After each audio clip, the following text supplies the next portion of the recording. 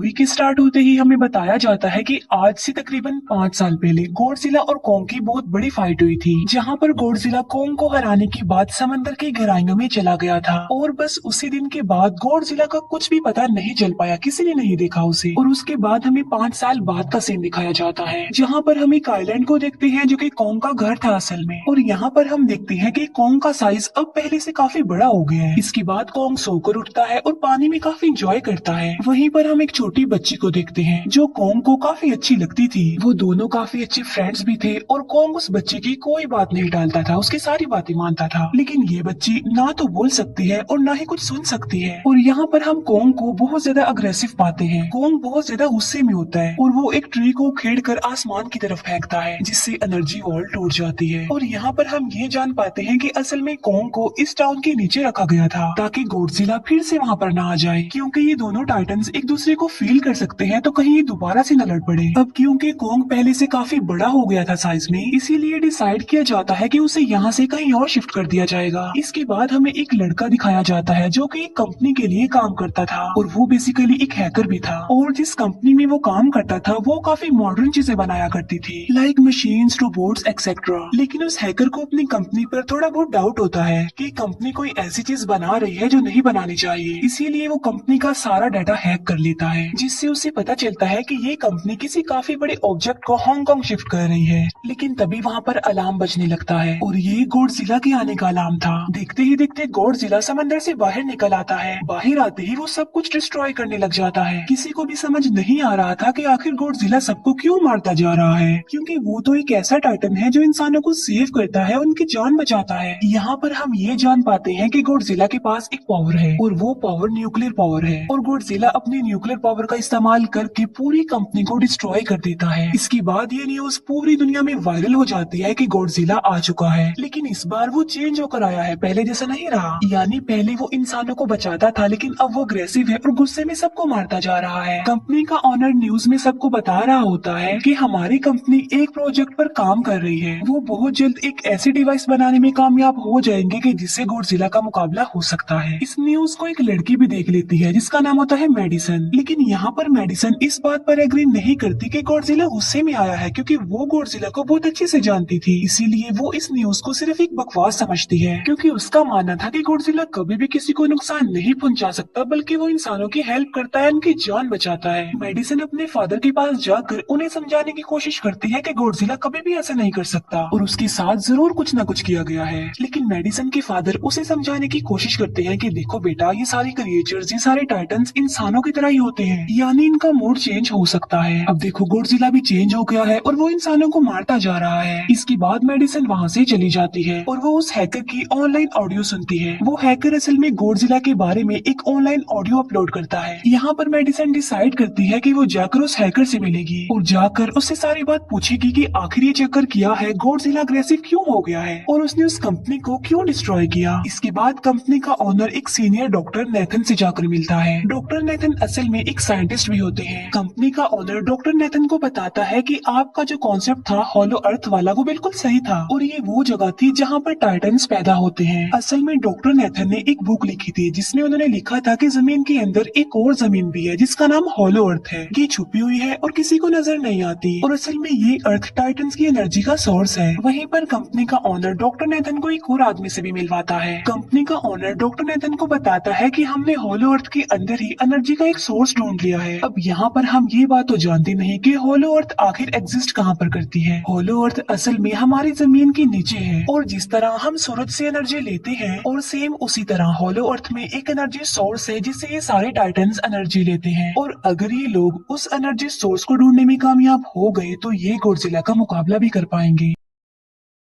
Doctor Nathan उनसे पूछता है कि आखिर हम उस हॉलो अर्थ तक जाएंगे कैसे, क्योंकि अब से कुछ साल पहले मेरे भाई ने भी वहाँ पर जाने की कोशिश की थी, लेकिन वो नहीं जा पाया और मर गया। यहाँ पर हम ये बात भी जान पाते हैं कि हॉलो अर्थ में ग्रेविटी नहीं होती, इसीलिए वहाँ पर हर चीज हवा में उड़ने लगती है। जिस पर कंपनी का ओनर डॉक्टर नेथन को कहता है कि आपको इस बारे में फिक्र करने की कोई जरूरत नहीं है, क्योंकि हमारी कंपनी ने एक एंटी ग्रेविटी कार बनाई है जिसकी मदद से हम वहाँ यानी हॉलो अर्थ पर जाएंगे। कंपनी का ओनर ये भी बताता है कि हर टाइटन्स में एक एबिलिटी होती है जिसकी मदद से हर टाइटन अपने घर को ढूंढ सकता है, इसीलिए हमें एक कॉन्ग की हेल्प लेनी चाहिए। इसके बाद डॉक्टर नेथन अपनी एक फ्रेंड जो कि डॉक्टर भी थी उससे मिलते हैं और ये फीमेल डॉक्टर कॉन्ग की देखभाल भी करती थी। डॉक्टर नेथन उस फीमेल डॉक्टर को समझाने की कोशिश करते हैं कि हमें कॉन्ग को उसके घर पर भेजना चाहिए और उसका घर हॉलो अर्थ है क्योंकि हम उसे ज्यादा टाइम के लिए यहाँ पर नहीं रख सकते और अगर वो यहाँ से बाहर निकला भी तो गॉडजिला उस पर अटैक कर देगा, इसीलिए कॉन्ग सिर्फ हॉलो अर्थ में ही सेफ रह सकता है। अब थोड़ी बहस के बाद फाइनली वो फीमेल डॉक्टर भी इस बात के लिए एग्री हो जाती है क्योंकि इसके अलावा उनके पास और कोई ऑप्शन जो नहीं था। फिर ये लोग अपनी पूरी आर्मी के साथ कॉन्ग को हॉलो अर्थ की तरफ ले जाने लगते हैं। कॉन्ग को ये लोग चेन से बांधकर ले जा रहे थे। कॉन्ग की फ्रेंड यानी वो छोटी बच्ची कॉन्ग से इशारों में बातें करती है। बच्ची बताती है कि कॉन्ग को गुस्सा आ रहा है क्योंकि उसे जंजीरों से बांधा हुआ है। आर्मी का लीडर उस फीमेल डॉक्टर को कहता है कि हम गॉडजिला के रास्ते से नहीं गुजरेंगे और हम किसी दूसरे रास्ते से ही जाएंगे ताकि गॉडजिला को पता न चल पाए, जिस पर वो फीमेल डॉक्टर कहती है कि जी हाँ बिल्कुल हमें ऐसा ही करना चाहिए क्योंकि गॉडजिला और कॉन्ग की काफी पुरानी दुश्मनी है क्योंकि वो दोनों ही खुद को मॉन्स्टर्स का किंग समझते हैं और अगर वो दोनों एक दूसरे के सामने आ जाते हैं तो तबाही मचा देंगे। फिर हम मेडिसन को देखते हैं जो कि अपनी फ्रेंड को लेकर उस हैकर से मिलने जाती है। यहाँ पर वो हैकर उन लोगों को बताता है कि असल में कंपनी एक काफी बड़ी चीज बना रही है और उस चीज को बनाकर हांगकांग शिफ्ट कर दिया जाएगा, लेकिन गॉडजिला को ये बात पसंद नहीं आई, इसीलिए उसने उस कंपनी पर अटैक करके उसे डिस्ट्रॉय कर दिया। फिर हम देखते हैं कि कॉन्ग वाली शिप में अलार्म बजने लगा है। वो बच्ची फीमेल डॉक्टर को बता रही होती है कि गॉडजिला आ रहा है। डॉक्टर नेथन कहता है कि अब क्योंकि गॉडजिला बाहर आ रहा है तो हमें कॉन्ग को भी आजाद कर देना चाहिए, यानी उसकी चेन्स खोल देनी चाहिए ताकि वो गॉडजिला का मुकाबला करके हम सबको बचा ले। और अब फाइनली गॉडजिला बाहर आ जाता है जो एक शिप को डिस्ट्रॉय करते हुए आगे बढ़ रहा था उन लोगों की तरफ। जब कॉन्ग को पता चलता है कि गॉडजिला आ रहा है तो वो जोर से चिल्लाने लगता है, लेकिन उसे तो चेन से बांधा गया था। फिर ये लोग गॉडजिला पर रॉकेट और मिसाइल से अटैक करते हैं जिसका गॉडजिला पर जरा भी असर नहीं होता। जो उन लोगों के प्लेन्स होते हैं गॉडजिला उन्हें भी डिस्ट्रॉय कर देता है और अब गॉडजिला कॉन्ग वाली शिप की तरफ बढ़ रहा था। गॉडजिला उन लोगों के सारे शिप्स को डिस्ट्रॉय कर देता है और यहाँ पर गॉडजिला उनके शिप को पलट देता है जिससे कॉन्ग और बाकी लोग समंदर में डूबने लगते हैं। फिर वो लोग कॉन्ग के चेन्स को खोल देते हैं ताकि कॉन्ग गॉडजिला का मुकाबला करके उन सबको बचाए। फिर गॉडजिला और कॉन्ग की ग्रेट वॉर होती है जिससे कॉन्ग गॉडजिला को समंदर में काफी नीचे फेंक देता है। फिर वो पलटी हुई शिप को सीधा करता है ताकि सब लोगों की जान बच सके, लेकिन गॉडजिला एक बार फिर से उठता है और वो उस शिप की तरफ जा रहा था जिसमें वो बच्ची थी। और यहाँ पर कॉन्ग एक शिप से दूसरी शिप पर जंप करके फाइनली उस शिप तक पहुँच जाता है जहाँ पर गॉडजिला आ रहा था। यहाँ पर कॉन्ग गॉडजिला को एक जोरदार पंच मारता है। फाइट बैक करते हुए गॉडजिला भी कॉन्ग को मारता है जिससे कॉन्ग नीचे गिर जाता है। कॉन्ग एक बार उठकर फिर से गॉडजिला को मारता है और गॉडजिला जाकर समंदर में गिरता है। इस बात से गॉडजिला को काफी गुस्सा आ जाता है और यहाँ पर वो अपनी पावर यानी न्यूक्लियर पावर का इस्तेमाल करता है। ये देखकर कॉन्ग जल्दी से अपनी जान बचाने के लिए पानी में कूद जाता है। गॉडजिला की जो न्यूक्लियर पावर की लाइट होती है वो हर जगह फैल जाती है। सब लोग उसे देखकर काफी हैरान रह जाते हैं और यहाँ पर हमें अंदाजा हो जाता है कि गॉडजिला कितना ज्यादा पावरफुल है। फिर समंदर के अंदर ही उन दोनों के बीच फाइट होने लगती है। गॉडजिला तो पानी में सांस ले सकता था, लेकिन कॉन्ग जो कि इंसानों की तरह था वो पानी में सांस नहीं ले सकता था, इसीलिए कॉन्ग हारता हुआ नजर आ रहा था।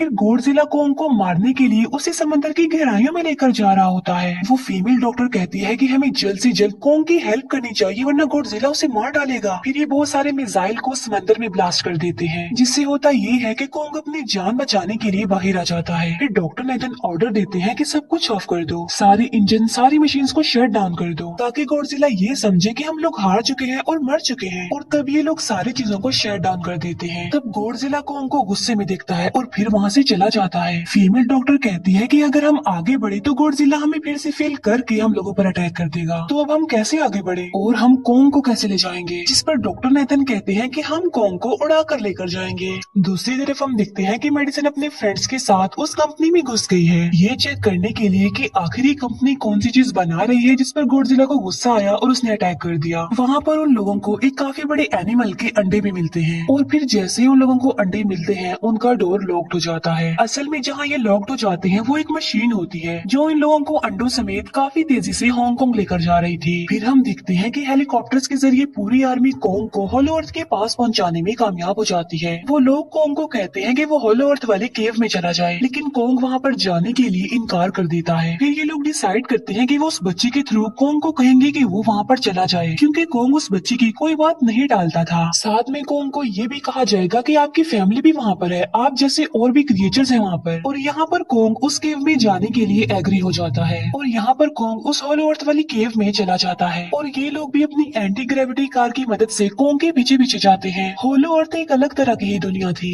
अब क्योंकि उन लोगों के पास एंटी ग्रेविटी कार्स थी, इसीलिए उनकी जान बच जाती है। और होलो अर्थ में अलग अलग तरह के मॉन्स्टर्स भी थे और तभी एक फ्लाइंग मॉन्स्टर उनकी एंटी ग्रेविटी कार पर अटैक कर देता है। वो मॉन्स्टर उस बच्ची पर भी अटैक करने वाला होता है, लेकिन कोंग उस मॉन्स्टर को पकड़ लेता है और उसे मार डालता है और बाद में उस मॉन्स्टर का सर ही धड़ से अलग कर देता है। इसके बाद कोंग तेजी से आगे बढ़ने लगता है, जबकि बाकी सब भी कोंग के पीछे पीछे जाते हैं। अब होलो अर्थ पर ग्रेविटी ना होने की वजह से वहाँ के सारे पत्थर हवा में उड़ रहे होते हैं। मेडिसन और उसके फ्रेंड्स हांगकांग पहुँच जाते हैं और यहाँ पर उन लोगों को उस कंपनी के सीक्रेट वेपन के बारे में पता चल जाता है। गॉडजिला को मारने के लिए इस कंपनी ने एक और गॉडजिला बनाया है और इस नए गॉडजिला का नाम होता है मेगा गॉडजिला। और इस मेगा गॉडजिला को कंट्रोल करने वाला वो आदमी होता है जिसे उस कंपनी के ऑनर ने डॉक्टर नेथन से मिलवाया था। मेगा गॉडजिला की पावर्स को चेक करने के लिए वहाँ पर एक स्कल क्रॉलर को छोड़ दिया जाता है। मेगा गॉडजिला यहाँ पर अपनी पावर्स का इस्तेमाल करके स्कल क्रॉलर को मार डालता है, लेकिन यहाँ पर एक गड़बड़ हो जाती है और वो ये कि उन्हें मेगा गॉडजिला को चलाने के लिए और ज्यादा पावर चाहिए थी और वो पावर सिर्फ और सिर्फ होलो अर्थ में थी। और यही वजह थी कि कंपनी का ऑनर उस एनर्जी सोर्स, उस पावर को ढूंढ रहा था ताकि वो मेगा गॉडजिला को दोबारा से जिंदा कर सके। इसके बाद हम देखते हैं कि मेगा गॉडजिला एक्टिवेट हो गया है। मेगा गॉडजिला के जिंदा होते ही गॉडजिला उसे फील कर लेता है और इसीलिए वो हांगकांग जहाँ पर वो मेगा गॉडजिला था उसी तरफ बढ़ने लगता है। होलो अर्थ दिखने में काफी खूबसूरत थी और होलो अर्थ में जो एनर्जी सोर्स था वो एक पहाड़ में था। कोंग उस पहाड़ की तरफ जाता है और उसके डोर को ओपन कर देता है और जोर से दौड़ता है। कोंग को वहाँ पर एक वेपन मिल जाता है जो कि एक एक्स थी और ये एक्स कोई नॉर्मल एक्स नहीं होती, बल्कि ये गॉडजिला के बॉडी से बनाई गई होती है जो कि बहुत पावरफुल होती है। कोंग उस एक्स को लेकर एक जगह पर बैठ जाता है बिल्कुल किंग की तरह। गॉडजिला जो कि हांगकांग पहुंच गया था और अब वो मेगा गॉडजिला की तरफ बढ़ रहा था, जिससे सब लोग अपनी जान बचाने के लिए इधर उधर भागने लगते हैं। दूसरी तरफ कोंग को एनर्जी सोर्स भी मिल जाती है और यहाँ पर उसे ये भी पता चलता है कि एनर्जी सोर्स उसकी एक्स को भी चार्ज कर सकता है, क्योंकि उसकी एक्स चार्ज होने के बाद ही चल सकती है और चार्ज होने के बाद वो और ज्यादा पावरफुल हो जाती है। गॉडजिला को ये बात भी पता चल जाती है कि होलो अर्थ में कोई आया है, जिससे गॉडजिला अपनी न्यूक्लियर पावर जमीन पर मारता है, जिससे वो न्यूक्लियर पावर जमीन को फाड़ती हुई कोंग के पास पहुंच जाती है।